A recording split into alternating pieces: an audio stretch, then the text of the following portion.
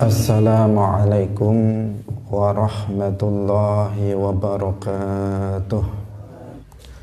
Qala al-muallifu rahimahullahu ta'ala faslun wa min ma'asil yadaini at-tatfifu fil kaili wal wazni wal zar'i was-sariqatu wa yuhaddu in saraqa ma yusawi rub'a dinarin min khirzihi biqat'i yadihi al-yumna thumma in 'ada farijluhu al-yusra thumma yaduhu al-yusra thumma rijluhu al-yumna.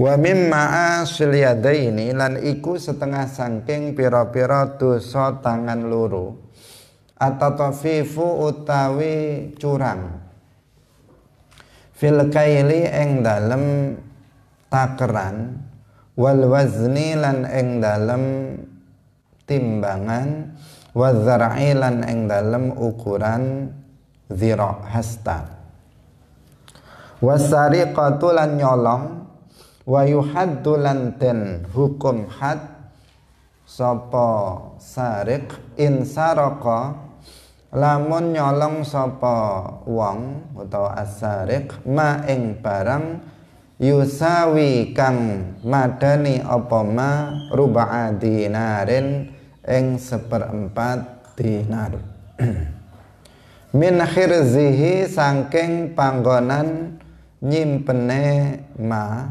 biqat'i yadihi kelawan motong tangane sarik al-yumna kang tengen. Summa in 'ada nuli kari-kari lamun bali nyolong sapa sarik farijluhu mongko den potong sikile sarik al-yusra kang kiwa. Summa yaduhu nuli tangane sarik al-yusra kang kiwa. Summa rijluhu nuli sikile sarik al-yumna kang tangan. Wa min halan iku setengah sangking dosa tangan an-nahbu utawi nahab wal ghasbulan ghasab wal maksulan narik pajak wal ghulululan ghulul. Hadirin hadirat pemirsa Madu TV yang dirahmati oleh Allah, di antara dosa tangan adalah tatfif, curang dalam takaran, timbangan maupun ukuran dengan hasta. Mencuri, dan orang yang mencuri itu dihad. Jika mencuri sesuatu yang setara dengan 1/4 dinar dan mencurinya dari tempat penyimpanannya, dihad dengan dipotong tangannya yang kanan. Jika ia kembali mencuri, maka dipotong kakinya yang kiri, kemudian tangannya yang kiri, kemudian kakinya yang kanan. Di situ ada salah tulis bagi yang memegang buku ini. Bagian kiri, bagian yang paling akhir itu diganti dengan kanan. Jadi kemudian kakinya yang kanan, tertulis di situ kemudian kakinya yang kiri. Semestinya kemudian kakinya yang kanan, sesuai dengan terjemahannya. Hadirin hadirat rahimakumullah,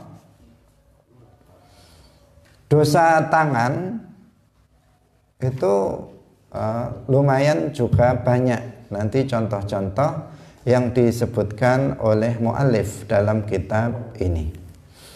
Yang pertama, dan ini yang paling banyak terjadi, adalah at-tatfif. At-tatfifu fil kaili wal wazni wal zar'i. Melakukan kecurangan di dalam takaran, timbangan, dan ukuran dengan hasta. Di sini dibedakan karena dalam jual beli ada sesuatu yang dibeli itu diukur dengan takaran. Misalnya beras, kurma, jagung, kemudian meskipun sekarang apa? Sekarang sudah banyak ditimbang semua. Kalau dulu itu ditakar, ada takarannya khusus untuk menakar benda tersebut. Ada kalanya timbangan. Kalau yang ditimbang dari dulu itu adalah emas, misalnya perak, itu ditimbang. Meskipun sekarang barang-barang yang dulu ditakar seperti beras sekarang ditimbang juga. Jagung dulu ditakar, sekarang ditimbang. Jadi baik itu menggunakan takaran, ukuran takaran, ataupun menggunakan ukuran timbangan, ataupun menggunakan ukuran zira' hasta. Ini untuk mengukur panjang. Nah, misalnya kain itu kalau beli itu biasanya pakai ukuran hasta. Nah, meskipun sekarang juga ada orang beli kain ditimbang pakai kiloan, itu juga ada. Tetapi yang pada umumnya yang dimaksud di sini melakukan transaksi jual beli dengan 3 jenis ini, apakah takaran, apakah timbangan atau ukuran, yang di situ dia melakukan kecurangan untuk keuntungan diri pribadi dia, maka ini yang disebut dengan tadfif. Nah, jadi prakteknya jika dia itu membeli, maka ia meminta dipenuhi haknya, itu dilebihkan kalau dia membeli. Tetapi kalau dia menjual, maka dia mengurangi. Jadi kalau dia yang membeli, maka ditambah. Kalau dia itu yang menjual, maka dia mengurangi hak daripada pembeli. Nah, ini praktek yang dilakukan, dan ini termasuk dosa besar, karena di dalam Al-Quran praktek tadfif ini sudah dikecam, sudah diancam dengan azab yang berat, yaitu dalam surat Al-Mutaffifin ayat 1 sampai 3. Wailul lil mutaffifin alladzina idza qtalu 'alan nasi yastawfun wa idza kaluhum aw wazanuhum yukhsirun. Jadi siksa yang berat. Wail itu artinya siksa yang berat bagi orang-orang yang melakukan tadfif, mutaffif, orang yang melakukan tadfif, kecurangan. Siapa mereka itu? Yaitu orang-orang yang apabila dia menakar pada orang lain, ya, jadi dia menakar pada orang lain, dia yang menakar, dia nakar sendiri untuk dia beli, maka dia mengambil penuh haknya itu tanpa dikurangi, bahkan dilebihkan. Dan apabila dia menakar atau menimbang untuk orang lain, artinya dia yang menjual, maka yukhsirun, maka dia mengurangi timbangan tersebut. Nah, jadi biasanya dia menggunakan alat-alat tertentu, entah dikasih pemberat apa, kecil, tidak terlihat, yang bisa memberatkan timbangan itu. Ketika dilihat di tempat itu sepertinya sudah 5 kilo. Ternyata ketika dibawa pulang tidak sampai 5 kilo. Dia bayarnya 5 kilo, tetapi yang dia dapat tidak sampai 5 kilo karena dalam timbangannya itu sudah dicurangi oleh sang pembeli. Nah, atau seseorang itu untuk timbangan, untuk menakar misalnya pakai takaran. Takaran itu ya semacam wadah tertentu yang apabila penuh itu berarti satu, misalnya setara dengan, itu sebenarnya tidak bisa disetarakan secara langsung. Misalnya kalau ini ukurannya penuh, sudah penuh sekian harganya. Nah, ternyata di dalamnya diisi batu atau apa, sehingga kemudian menjadi yang awalnya jika batunya di situ nggak ada, itu nggak penuh, tapi karena ada itu menjadi penuh, sehingga kalau misalnya ditimbang itu menjadi kurang dari yang semestinya. Itu kalau takaran. Timbangan tadi sudah kita jelaskan. Entah bagaimana caranya, ada trik-trik tertentu bagi sebagian penjual yang curang itu dengan mengakali timbangannya sehingga kemudian bisa mengurangi timbangan. Dia mengambil keuntungan dari situ. Dari situ dia mendapatkan laba, untung, yaitu dengan menipu atau mencurangi orang lain.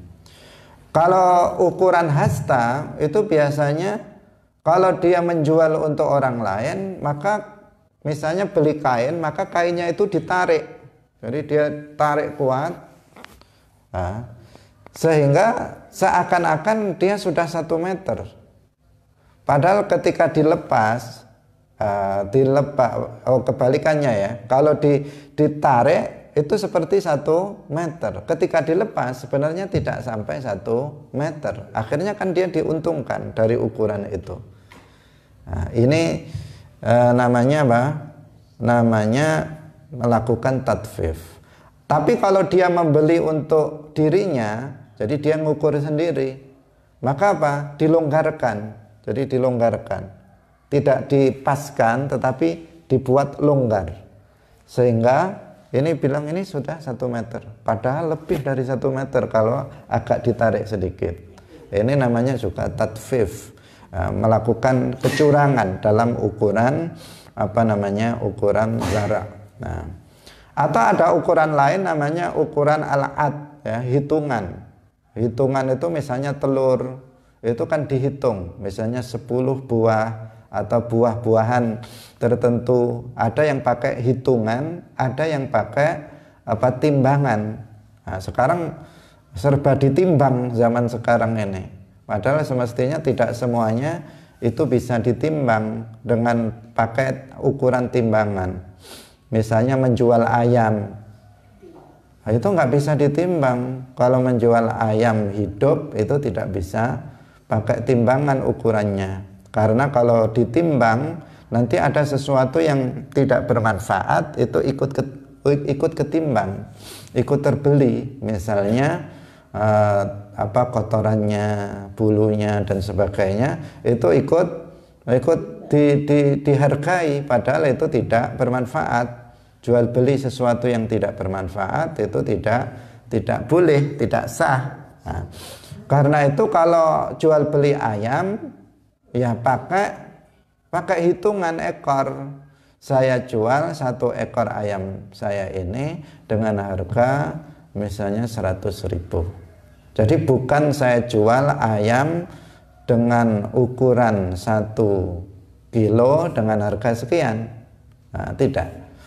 Nah, kalau misalnya mau ditimbang itu hanya sebagai perkiraan saja, jangan dijadikan sebagai landasan. Nah, dalam akad misalnya yang pertama itu ditimbang hanya untuk sebagai perkiraan harga. Nah, setelah itu kemudian dalam akadnya menjualnya bukan kiloan tetapi bijian. Nah, bijian. Ayam saya ini gemuk, maka saya jual sekian. Ayam saya ini kurus, saya jual sekian dan sebagainya. Nah, semestinya seperti itu. Jadi sekarang ini semuanya serba ditimbang. Nah, ini yang juga diwaspadai. Memang ada hal-hal yang bisa ditimbang, ada hal-hal yang tidak bisa ditimbang dalam hal melakukan akad jual beli. Hadirin pemirsa yang dirahmati oleh Allah Subhanahu wa taala. Kita harus berhati-hati, terutama orang yang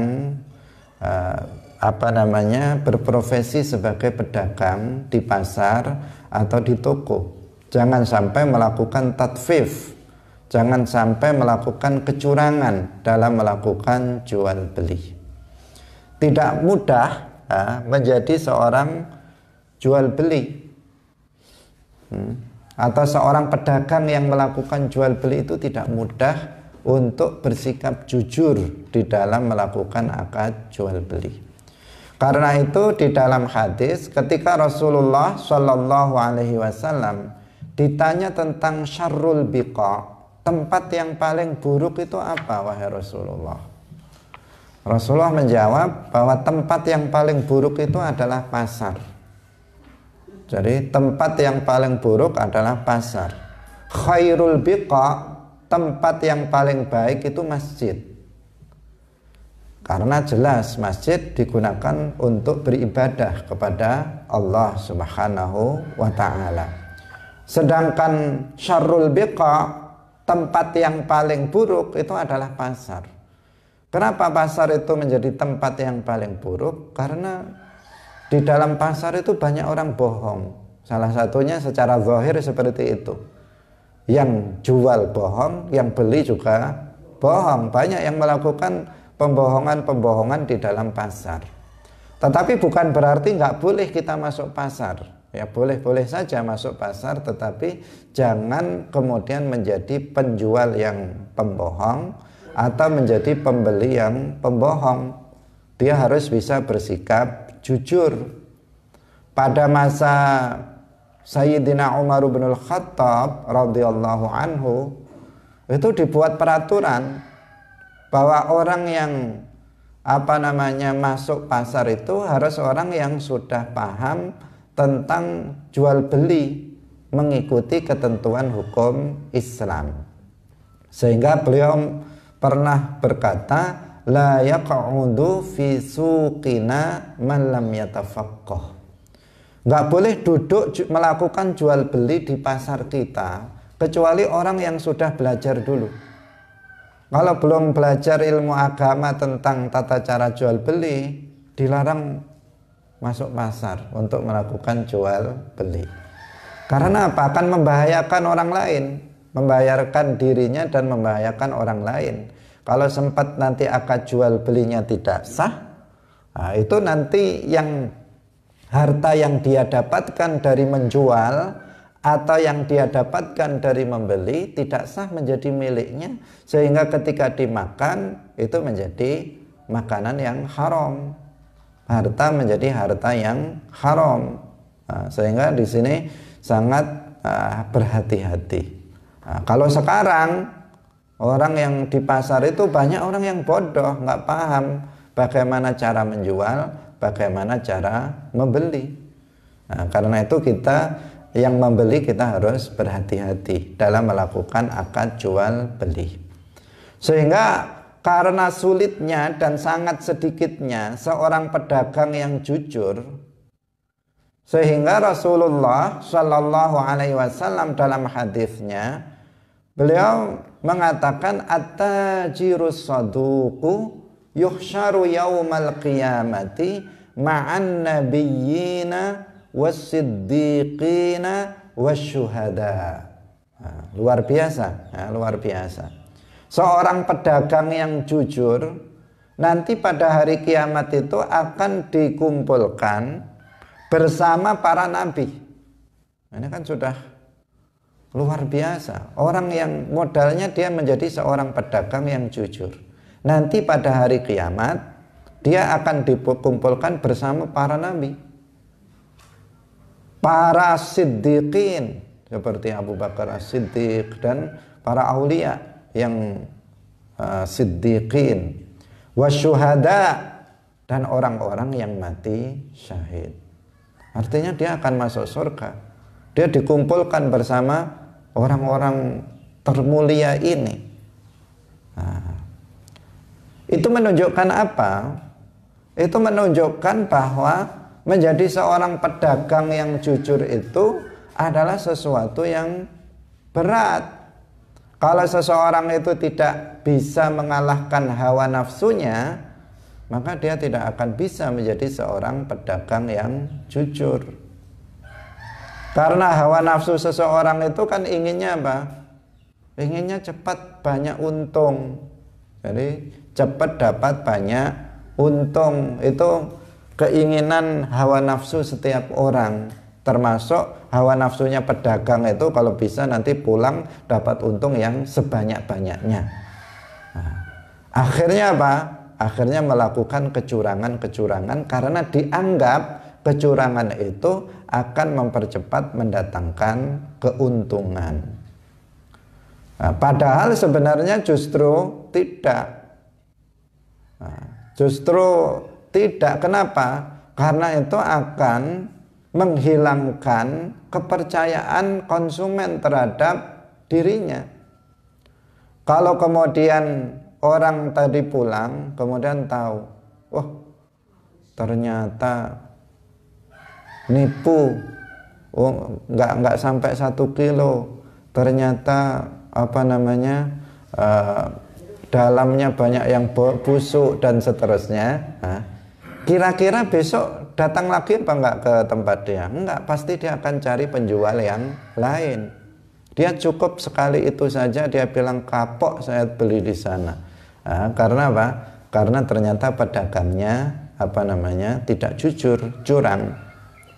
Nah, kalau dia berpikir panjang, itu sebenarnya akan merugikan dia karena kecurangannya. Tetapi sebagian orang itu berpikir pendek. Dengan curang dia akan cepat dapat keuntungan yang besar. Tetapi besar 1 hari itu saja, besoknya sudah nggak ada yang mau beli kepada dia. Tetapi pedagang yang jujur, dia akan mendapatkan keuntungan yang meskipun kecil tetapi akan secara terus-menerus dia akan mendapatkan keuntungan itu. Semakin banyak konsumen yang datang kepada dia karena orang percaya kepada dia. Nah, seperti yang dilakukan oleh Rasulullah Shallallahu Alaihi Wasallam. Beliau pernah menjadi seorang pedagang. Ketika beliau muda, beliau itu menjalankan dagangan dari Sayyidah Khadijah yang kemudian menjadi istri beliau.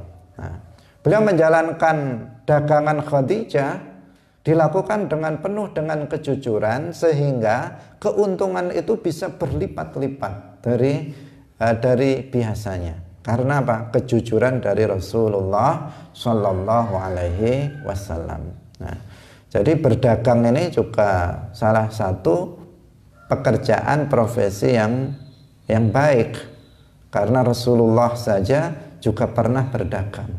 Tetapi hati-hati ketika seseorang berdagang, dia harus menjadi seorang pedagang yang jujur, bukan sebagai pedagang yang curang yang melakukan tatfif dalam perdagangannya, karena itu justru nanti akan mencelakakan seseorang. Nah, karena dagang ini salah satu profesi, ini bukan tetapi yang kita lihat yang sering menyebabkan seseorang itu menjadi kaya. Itu dagang. Karena dengan dagang itu seseorang bisa mengambil keuntungan. Keuntungan itu bisa 1/4-nya, bisa setengahnya, bahkan bisa 100%. Misalnya harga 50.000 bisa dijual 100.000, sehingga agak cepat orang dagang ini menjadi orang kaya. Nah, apalagi yang didagangkan itu dalam jumlah yang besar dan dalam jumlah yang dalam benda yang besar atau dalam jumlah yang banyak, itu akan cepat. Tetapi di sisi lain, di sini ada bahaya yang mengancam orang yang berdagang itu. Yang pertama, ya biasanya modal dia pengen cepat kaya tadi. Masalahnya ingin cepat kaya ini yang jadi masalah, sehingga dia berdagang tidak terima berdagang kecil-kecilan dengan modal yang kecil, sehingga dia harus berurusan dengan riba misalnya sebagai modal. Kemudian setelah itu beruntun, karena orang itu setelah menjadi kaya itu pasti ingin lebih kaya lagi. Dia tidak mau bertahan. Kalau dia misalnya sudah mampu hutang itu 1 miliar, dia perkiraan hitungan dia sudah bisa membayarnya, maka dia akan hutang 1 miliar itu untuk nambahi modal. Kalau sudah maju lagi, maka akan lebih besar lagi. Sehingga para bisnismen itu jangan dikira mereka nggak punya hutang. Hutangnya lebih besar dari hutang kita. Kalau hutang kita itu paling 10.000, 100.000, 1 juta, itu hutang kita, hutangnya orang miskin. Tapi hutangnya orang kaya itu bisa 1 miliar, 25 miliar, bisa banyak sekali hutangnya. Nah, berarti sebenarnya kelihatannya ya mereka kaya, tetapi sebenarnya sama saja dengan kita kalau dikalkulasi. Tapi itu mereka terseret pada riba. Ini satu. Yang kedua, kalau seseorang itu sudah terseret pada riba, biasanya dia akan terseret melakukan kecurangan dan penipuan yang lain. Karena apa? Dia harus mengejar target untuk membayar bulanan dari hutangnya itu. Kalau sempat bulan ini dia tidak bisa membayar, bisa dalam dia kenanya karena bunganya akan besar yang dia bayarkan. Maka dia harus menjual barangnya dengan berbagai cara, termasuk dengan penipuan-penipuan dan seterusnya. Nah, ini karena itulah maka dalam hadis tadi dikatakan apa? At-tajirus shaduq, seorang pedagang, seorang bisnismen yang jujur pada hari kiamat tidak kemen-kemen dikumpulkan bersama para nabi. Berarti ini apa? 1001 seorang pedagang yang jujur. Nah, sulitnya menjadi seorang pedagang yang jujur. Nah, jika kita ingin nanti dikumpulkan bersama para nabi, silahkan jadi pedagang yang jujur. Jadi pedagang yang jujur, entah dagang kecil-kecilan, yang penting jujur nanti pada hari kiamat.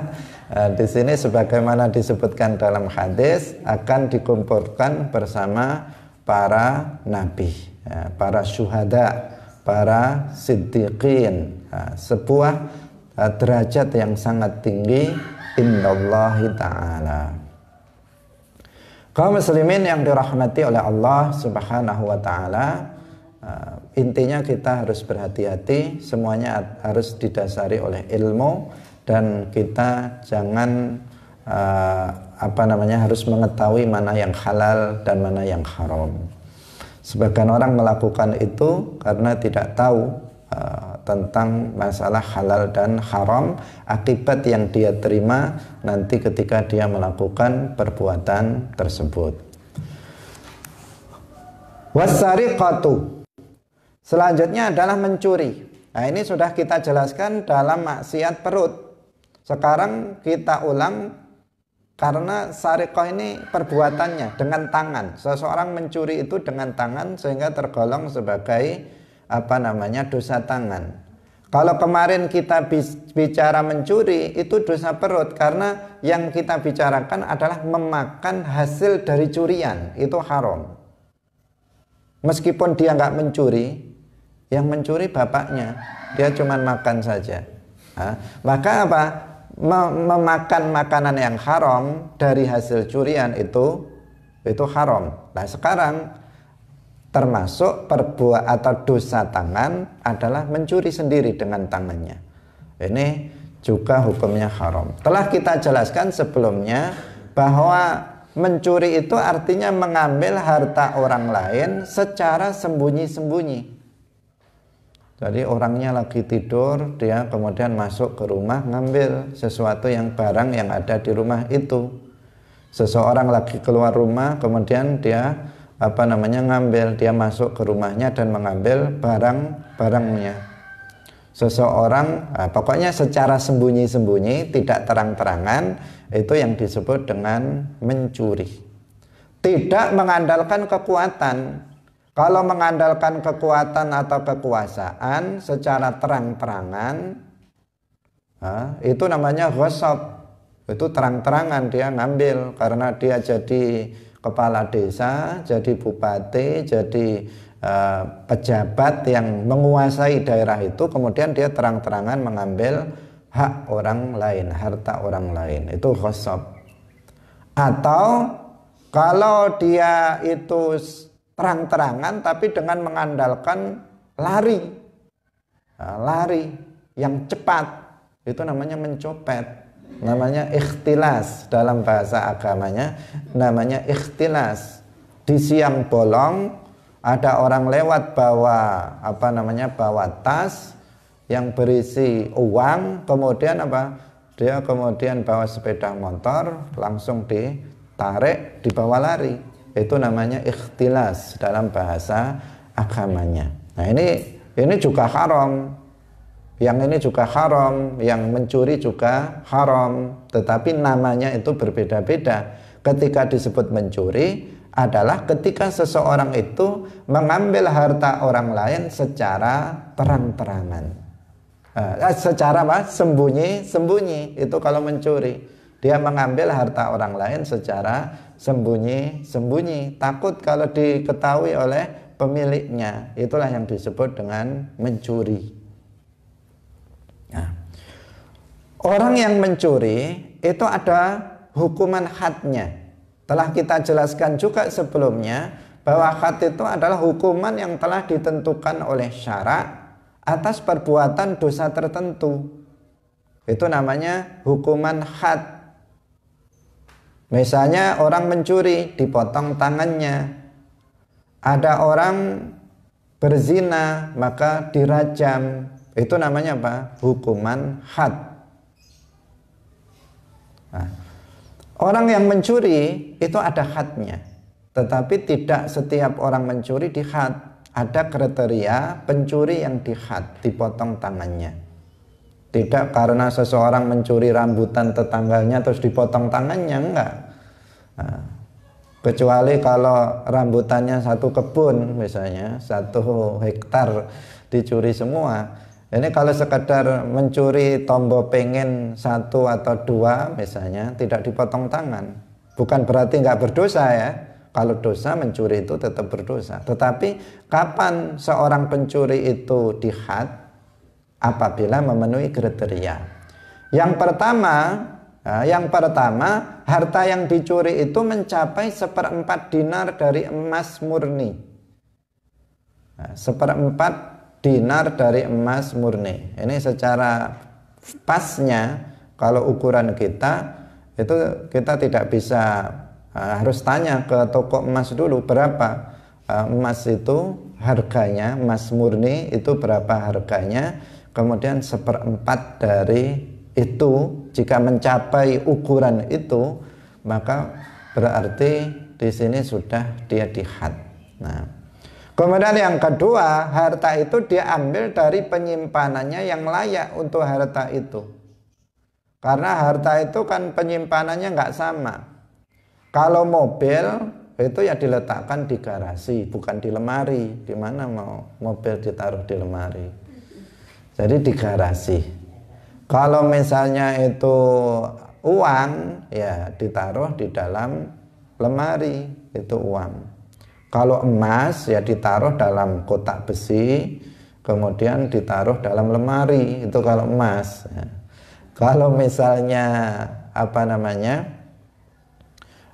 harta yang lain, maka sesuai dengan kalau ayam atau kambing ya di kandang, bukan di dalam rumah. Itu tempat penyimpanan harta itu beda-beda. Nah, ini sudah diletakkan di tempat penyimpanan pada umumnya, pada yang sesuai dengan harta itu, tetapi dia kemudian dicuri, diambil secara sembunyi-sembunyi. Maka orang yang melakukannya dihad jika sudah mencapai 1/4 dinar. Nah, tapi kalau enggak, misalnya uang ditaruh di halaman. Uang ditaruh di halaman. Ini cocok enggak uang kok ditaruh di halaman? Enggak cocok. Kemudian diambil oleh orang.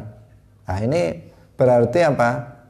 Dia tidak dihad. Meskipun perbuatan itu juga tetap haram, tetapi apa? Dia tidak dihad karena melakukan itu. Ada uang 1 gepok begini, 1 miliar, ditaruh di pinggir jalan, diambil orang.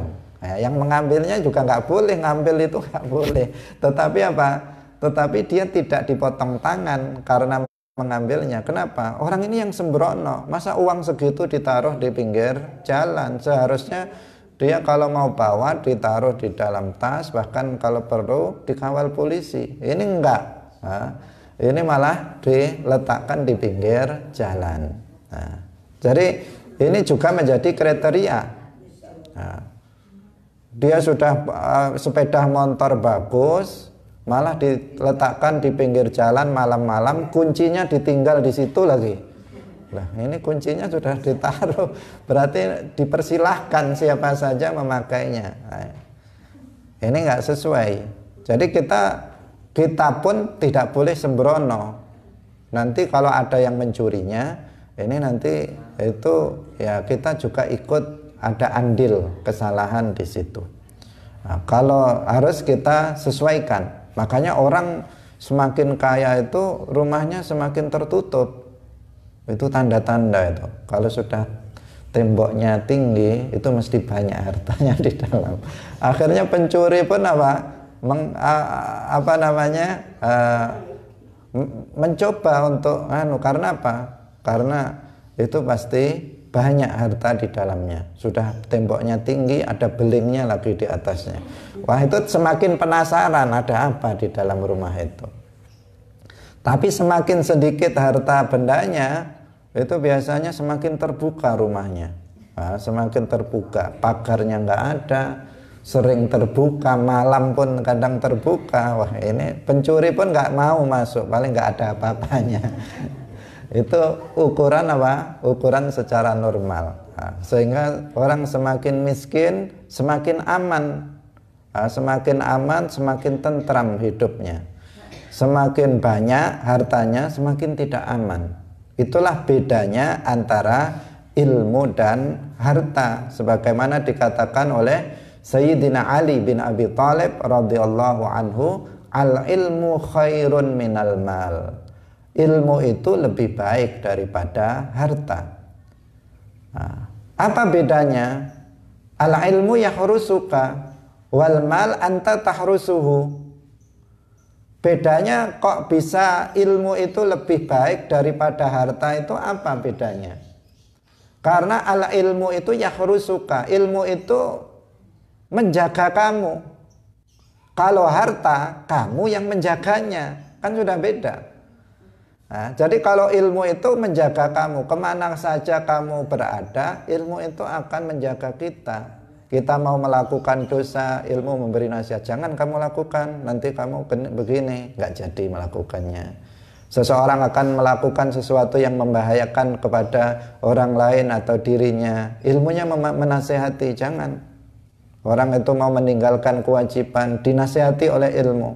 Sehingga kemana saja orang yang berilmu, maka dia ada yang menjaga dari melakukan perbuatan-perbuatan yang maksiat atau perbuatan-perbuatan yang membahayakan dirinya dan orang lain. Beda orang yang nggak berilmu, melakukan semaunya saja, yang dia lakukan akibatnya fatal untuk dirinya dan orang lain, baik di dunia maupun di akhirat. Sedangkan harta, al-mal anta tahrusuhu, kamu yang harus menjaganya. Kalau kamu nggak menjaganya, ya hilang. Kamu punya harta, kamu biarkan saja. Kamu punya sepeda motor, kamu taruh di luar, ya khawatir bisa hilang, nanti diambil oleh pencuri. Kamu punya uang, kamu tidak kamu simpan dengan baik, ya akan diambil oleh orang lain. Nah, sehingga apa? Seseorang semakin banyak hartanya, semakin bingung dia bagaimana ini menyimpannya. Nah, sehingga dia sudah punya misalnya emas batangan, misalnya ini khayalan, misalnya punya emas batangan berapa batang gitu, pasti apa? Udah ada temboknya, dikasih beling, sudah begitu, sudah temboknya tinggi, masih ada satpamnya lagi. Nah, masih ada satpamnya lagi. Khawatir satpamnya nanti ngantuk atau tertidur, dikasih anjing lagi. Sudah anjingnya nanti khawatir dikalahkan, udah pintunya dikunci dengan banyak kunci. Kemudian di dalam rumah masih ada kamar khusus, ada kamar khusus yang untuk menyimpan itu. Sudah masuk kamar bisa, masih ada lemari besinya lagi. Sudah masuk lemarinya bisa lagi, di dalamnya masih ada kotak besinya lagi. Waduh. Ini karena apa? Karena untuk sudah begitu zaman sekarang sudah ada CCTV untuk memantau dan seterusnya. Itu orang yang hartanya banyak, biayanya juga banyak untuk apa? Untuk menyimpannya, karena tadi itu ilmu dia yang menjaga kita, ilmu menjaga kita. Tapi kalau harta, ya kita harus menjaganya. Kalau enggak, ya diambil oleh orang. Sehingga kita harus menyimpannya sesuai dengan nilai dari harta tersebut. Semakin besar, maka tentu tempatnya harus juga difikirkan. Sebagian orang itu beli harta saja, tetapi dia tidak mempersiapkan tempat penyimpanannya. Beli mobil tapi dia nggak punya garasi, diletakkan di pinggir jalan. Nah itu kalau pertama ya mengganggu orang lain. Yang kedua, kalau dicuri ya pencurinya tidak dikhat. Kenapa? Karena dia tidak meletakkannya di tempat di tempat yang seharusnya. Sebagian orang bisa beli mobil tapi nggak bisa buat garasi. Beli mobilnya bisa karena kredit, tetapi beli garasinya tidak bisa.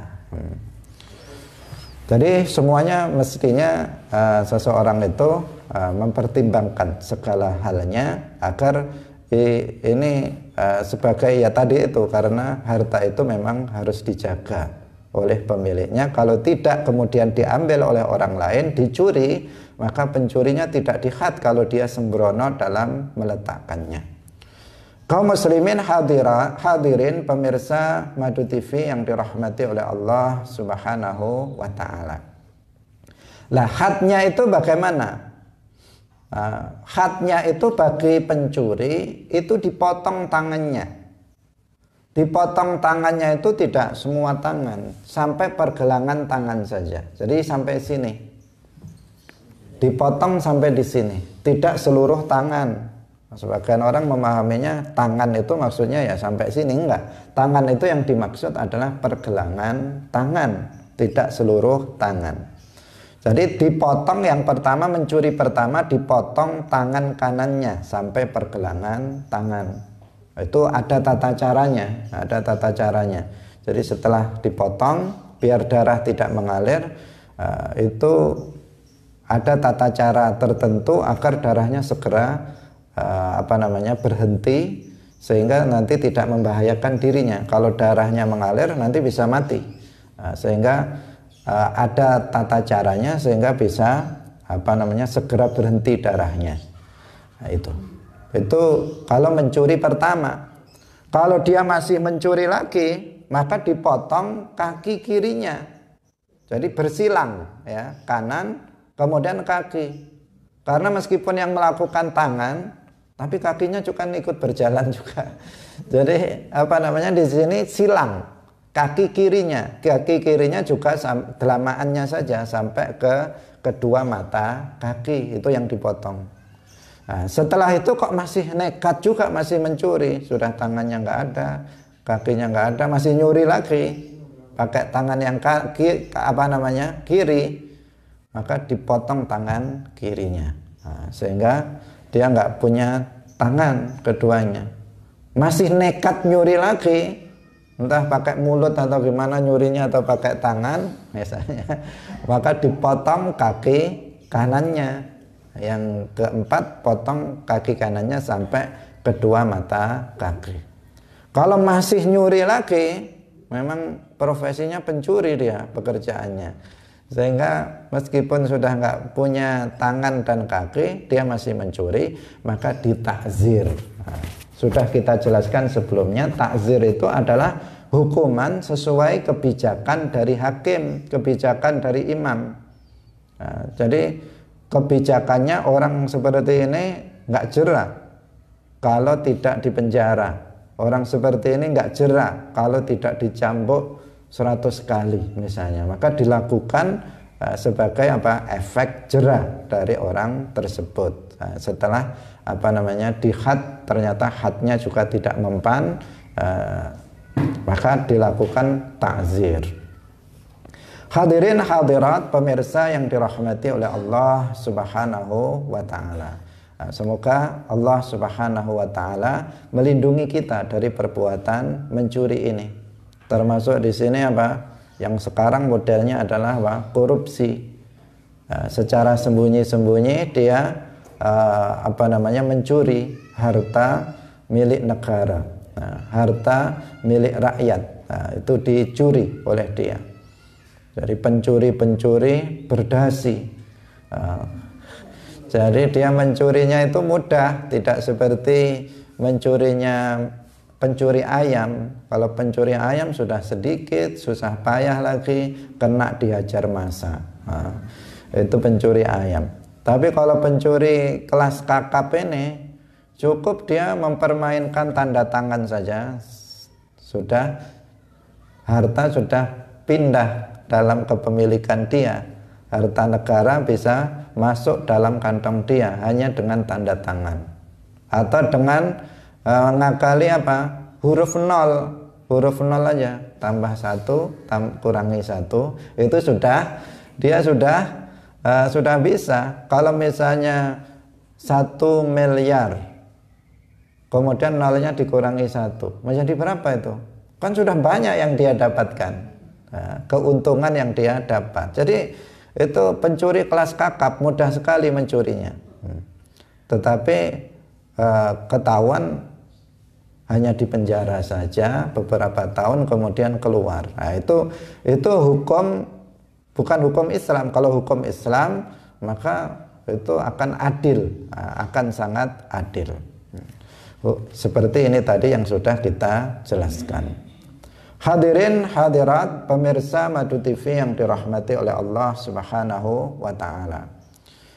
Intinya seseorang harus qanaah agar dia tidak mencuri. Orang mencuri itu karena tidak ada qanaah dalam hatinya. Dia ingin mendapatkan harta secara cepat dan dia ingin mendapatkan harta yang sesungguhnya dia sudah cukup dengan harta yang dia miliki, tetapi dia tidak menerima, tidak ridho dengan apa yang telah Allah bagikan untuk dia. Itu. Karena orang yang korupsi ternyata bukan orang miskin, tetapi orang kaya. Dia sudah punya rumah mewah, dia sudah punya mobil, dia sudah punya harta banyak, ternyata korupsi. Berarti kan bukan masalah orang miskin mencuri itu. Mencuri adalah masalah ini. Masalah dia apakah takut kepada Allah atau tidak, masalah takut dosa atau tidak, dia bertakwa atau tidak, dia menerima rizki yang telah Allah berikan kepadanya atau tidak. Jadi ini masalah mental, bukan masalah apa, masalah seseorang itu gajinya kecil atau besar. Karena ternyata korupsi ini itu yang banyak justru orang-orang dengan penghasilan besar. Meskipun yang berpenghasilan kecil juga banyak. Korupsi kecil-kecilan, korupsi uang masjid, itu kan korupsi kecil-kecilan. Nah, jadi apa namanya, dia memainkan catatan dan apa namanya, ada yang tidak dicatat, kemudian masuk kantongnya dan seterusnya. Itu korupsi kecil-kecilan, itu juga banyak terjadi. Nah, intinya bukan masalah apakah seseorang itu kaya atau miskin, tetapi adalah bagaimana dia ketakwaannya kepada Allah.